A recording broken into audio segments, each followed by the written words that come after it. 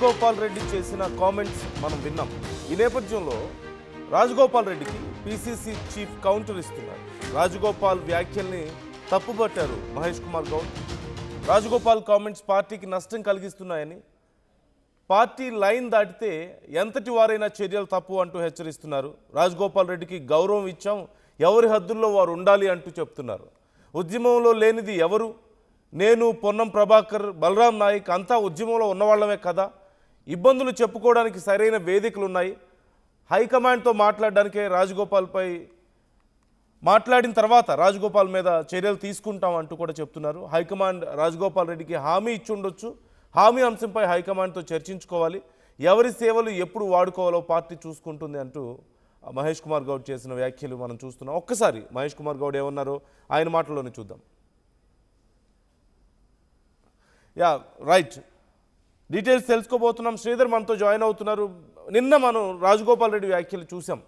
ఇష్టం వచ్చినట్లుగా ఎవరికి పడితే వాళ్ళకి ఇస్తున్నారు, ఏపీ నాయకుల మోచేతి నీళ్లు తాగే వాళ్ళకి ఇస్తున్నారని ఇలా చాలా కామెంట్స్ చేశారు.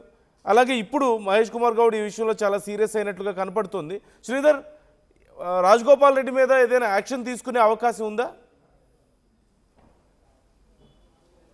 ఏనందు ఖచ్చితంగా సరైనటువంటి సమయంలో రాజగోపాల్ రెడ్డి వ్యాఖ్యలపైన క్రమశిక్షణ కమిటీ కూడా చర్యలు తీసుకుంటుంది. ఆయన వ్యాఖ్యలను కూడా తప్పుపట్టారు. ఎందుకంటే పార్టీ మీద నేరుగా ఇక్కడ ఉన్నటువంటి ప్రభుత్వం మీద కోమటిరెడ్డి రాజగోపాల్ రెడ్డి మునుగోడు ఎమ్మెల్యే చేసినటువంటి వ్యాఖ్యలు ఏవైతే ఉన్నాయో అవి ఇటు రాష్ట్ర ప్రభుత్వానికి కానివ్వండి, పార్టీలో కానీ పెద్ద ఎత్తున రాజకీయంగా కలకలం రేపాయి. ప్రభుత్వానికి సంబంధించినటువంటి అంశంలో కూడా కొంత ప్రభుత్వం యొక్క ప్రతిష్ట కూడా దెబ్బతీసేలా వ్యాఖ్యలు ఉన్నాయి. కాబట్టి ఆయన మాట్లాడినటువంటి మాటలన్నీ తప్పు. ఎందుకంటే ఉద్యమానికి సంబంధించిన వారు, ఉద్యమంలో ఉన్నవారు చాలామంది ఉన్నారు. అది పొన్నం ప్రభాకర్ కావచ్చు, మధుయాష్కి గౌడ్ కావచ్చు, బలరాం నాయక్ కావచ్చు, అలాగే మహేష్ కుమార్ గౌడ్, ఇట్లా చాలామంది ఉన్నారు పార్టీలో. కాబట్టి వారు ఎవరికి కూడా అన్యాయం జరగట్లేదు. వారందరికీ కూడా సరైనటువంటి ప్రాధాన్యత పార్టీ చూస్తుంది. అటు రాజగోపాల్ రెడ్డికి ఏదన్నా అసంతృప్తి కానివ్వండి, అసహనం కానివ్వండి ఉంటే అది హైకమాండ్ వద్ద చెప్పుకోవాలి. ఇటువంటి వేదికల వద్ద కదా, దానికి చెప్పుకోవడానికి వేదికలు ఉన్నాయి. కాబట్టి డెఫినెట్గా రాజగోపాల్ రెడ్డి చేసినటువంటి వ్యాఖ్యల మీద కూడా పార్టీలో పరిశీలించి సరైన సమయంలో కూడా ఆయనకు సంబంధించి క్రమశిక్షణ కమిటీ కూడా చర్యలు తీసుకునేటువంటి అవకాశం ఉంటుంది అని చెప్పి నేరుగా పిసిసి కూడా రాజగోపాల్ రెడ్డి చేసినటువంటి వ్యాఖ్యల మీద స్పందించడమే కాకుండా ఘాటుగా కూడా రిప్లై ఇచ్చారు. ఎందుకంటే రాజగోపాల్ రెడ్డి ఇచ్చినటువంటి హామీ ఏదైతే ఉందో హామీకి సంబంధించినటువంటి అంశంలో ఆయనకు మంత్రి పదవి ఇస్తామని చెప్పి కాంగ్రెస్ పార్టీ హామీ ఇచ్చింది. అయినప్పటికీ ఇవ్వనప్పటికీ అదిగో ఇస్తున్నాం, ఇదిగో ఇస్తున్నామంటూ కూడా క్యాబినెట్ ఎక్స్పెన్షన్ ఇస్తున్నామన్న తర్వాత ఆయనకు సంబంధించినటువంటి అంశంలో కొంత లాక్కుంటూ వచ్చింది. సామాజిక కోణంలో కానివ్వండి, వీటన్నిటిని చూసి కూడా రాకపోవచ్చు అన్న ఆవేదనకు వచ్చి రాజగోపాల్ రెడ్డి విధంగా మాట్లాడుతున్నారు. కాబట్టి ఆయనకు సంబంధించిన అంశం హైకమాండ్ దృష్టిలో ఉంది. ఆయన మాట్లాడినటువంటి మాటలు ప్రస్తుతం కూడా హైకమాండ్ దృష్టిలో ఉన్నది. కాబట్టి ఆయన ఖచ్చితంగా కూడా ఇటువంటి వ్యాఖ్యలు ఇలా చేసి ఉండకూడదు. వేదికలు వేరి ఉంటాయి. ఎందుకంటే ఇతర పార్టీల నుంచి వచ్చినటువంటి వాళ్ళు పార్టీలో పదవులు అనుభవిస్తున్నారని రాజగోపాల్ రెడ్డి చెప్పారు. కాబట్టి ఎవరు ఎక్కడ లేరు, ముఖ్యమంత్రితో సహా అందరూ కూడా కాంగ్రెస్ పార్టీ నుంచి గెలిచిన వారు, కాంగ్రెస్లో ఉన్నవారు అంటూ కూడా పిసిసి అటు రాజగోపాల్ రెడ్డి వ్యాఖ్యలపై మండిపడ్డారు. కానీ రాజగోపాల్ రెడ్డి నిన్న చేసినటువంటి వ్యాఖ్యలు ఏవైతే ఉన్నాయో తమిళనాడు తరహా రాజకీయాలు ఇక్కడ కూడా తీసుకొస్తాం, మార్పు తీసుకొస్తాం, అటు విద్యార్థులు, మహిళలు, నిరుద్యోగుల తరపున పెద్ద ఎత్తున పోరాటం చేస్తామని రాజగోపాల్ రెడ్డి ప్రకటించడం, తమిళనాడు రాజకీయాలు అని చెప్పడం, మరొక పక్క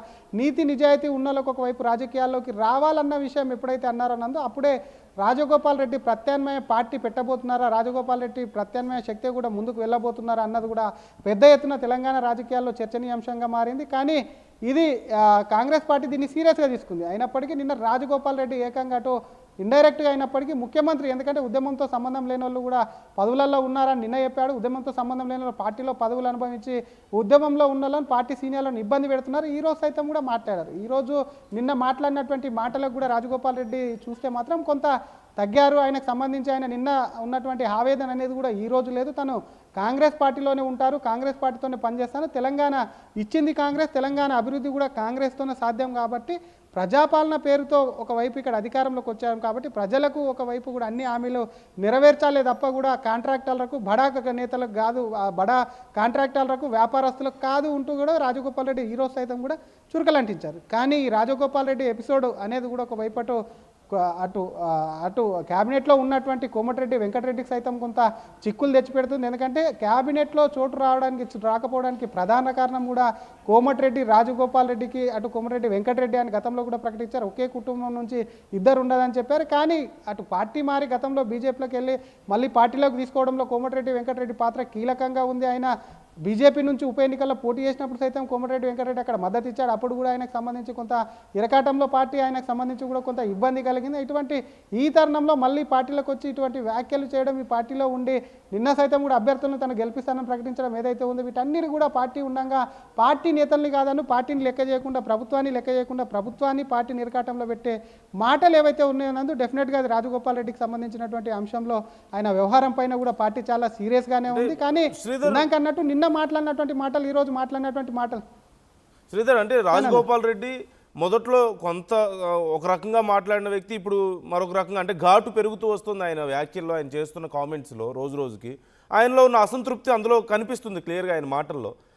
పార్టీ కూడా చాలాసార్లు ఇప్పుడు మహేష్ కుమార్ గౌడ్ చెప్పినా, గతంలో బట్టి చెప్పినా, ఎవరు చెప్పినా ఆల్రెడీ ఆయనకి హామీ ఇచ్చిన మాట వాస్తవమే, కానీ చూసుకోవాలి కదా మిగతా విషయాలు కూడా అని చెప్పి మాట్లాడుతున్నారు. అంటే క్లియర్గా పార్టీ మా చేతిలో లేదు అని చెప్పి చెప్తుందా, స్టేట్ లీడర్షిప్ అంతా కూడా మా చేతిలో ఏం లేదు ఈ విషయంలో అని చెప్పడానికి ట్రై చేస్తుందా, లేకపోతే ఇంకేదైనా కారణం ఉందా, అసలు ఇచ్చే ఉద్దేశం ఇప్పుడున్నటువంటి నాయకత్వానికి లేదని చూడాలా? లేదంటే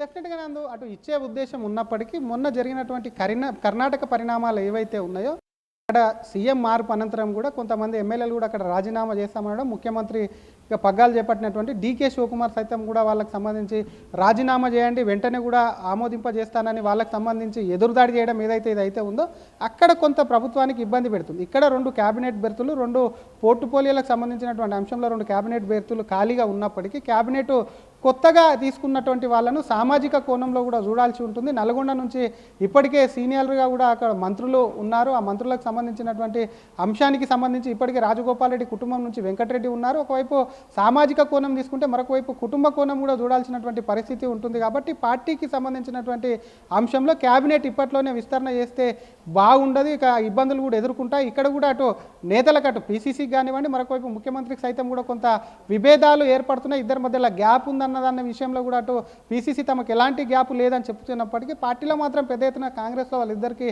గ్యాప్ ఉందని చర్చ జరుగుతుంది. కాబట్టి కోమటిరెడ్డి రాజగోపాల్ రెడ్డికి పరిస్థితులు, ఎందుకంటే ఇక్కడ కాంగ్రెస్ ప్రభుత్వం ఏర్పడి 2.5 ఏళ్ళు అయింది కాబట్టి ఇంకో 2.5 ఏళ్ళు ఉంది కాబట్టి దానికి సంబంధించినటువంటి అంశంలో ఇప్పుడు మాత్రం క్యాబినెట్ షెఫ్లింగ్ కానివ్వండి, శాఖలు కానివ్వండి మారుస్తే కొత్త వారిని తీసుకుంటే ఇబ్బంది అవుతుంది. కాబట్టి ఇదే విధంగా కంటిన్యూ అవ్వాలన్న ఆలోచన కూడా కొంత హైకమాండ్కి వచ్చినట్టు రాజగోపాల్ రెడ్డికి సమాచారం అందించిందని ఆయన వ్యాఖ్యలు చూస్తే అర్థమవుతుంది. కాబట్టి వీటన్నిటి కూడా కాంగ్రెస్తో పుకాలు జరుగుతున్నాయి. కాబట్టి తన అసంతృప్తి ఏదైతే ఉందో తన అసంతృప్తిని కూడా వెలగక్కకపోతే పార్టీలో సముచిత స్థానం దక్కదు. కాబట్టి అటువంటి తరుణంలోనే రాజగోపాల్ రెడ్డి వ్యాఖ్యలు చేశారా అన్న కోణంలో కూడా ఒక చర్చ జరుగుతుంది. మరి కాంగ్రెస్ పార్టీకి సంబంధించినటువంటి అంశంలో కేవలం ఇక్కడ ఉన్నటువంటి నేతలు కాదు, ముఖ్యమంత్రి కావచ్చు, పీసీసీ కావచ్చు, హైకమాండ్ వద్ద కూడా కోమటిరెడ్డి బ్రదర్స్కు మంచి పేరుంది. కాబట్టి అక్కడి నుంచి ఏదైనా కూడా వాళ్ళకి సంబంధించినటువంటి పదవి అంశంలో కానివ్వండి, ఇతర అంశాలకు సంబంధించి అక్కడి నుంచి ఏదైనా కూడా అష్యూరెన్స్ తీసుకున్నారా, అష్యూరెన్స్ ఉండి మాట్లాడుతున్నారా, లేకపోతే అసంతృప్తితో మాట్లాడుతున్నారా అని చెప్పి కూడా కొంత క్లారిటీ అనేది రావాల్సి ఉందని చెప్పొచ్చు. నందు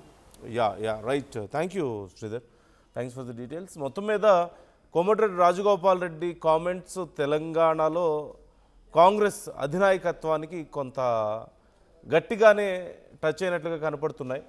ఈ నేపథ్యంలో మహేష్ కుమార్ గౌడ్ పీసీసీ చీఫ్ కూడా ఈ విషయంలో చాలా సీరియస్ అయ్యారు. ఏదైనా ఉంటే పైన నాయకత్వంతో మాట్లాడుకోవాలి తప్ప ఇలా బయటకు వచ్చి ఇష్టం వచ్చినట్లు మాట్లాడితే ఊరుకోమంటూ చెప్తున్నారు. సో ఫర్దర్గా ఖచ్చితంగా ఆయన చేసిన కామెంట్స్ కూడా అంతే స్ట్రాంగ్గా ఉన్నమాట వాస్తవమే. సో ఫర్దర్గా ఇప్పుడు ఏం యాక్షన్ ఉండబోతుంది?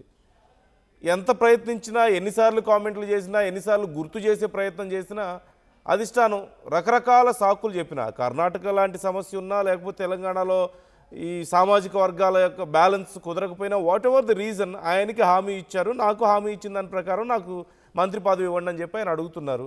చాలాసార్లు గుర్తు చేశారు, కొంచెం గట్టిగా చెప్పే ప్రయత్నం కూడా చేశారు, అయినా మాట వినలేదు.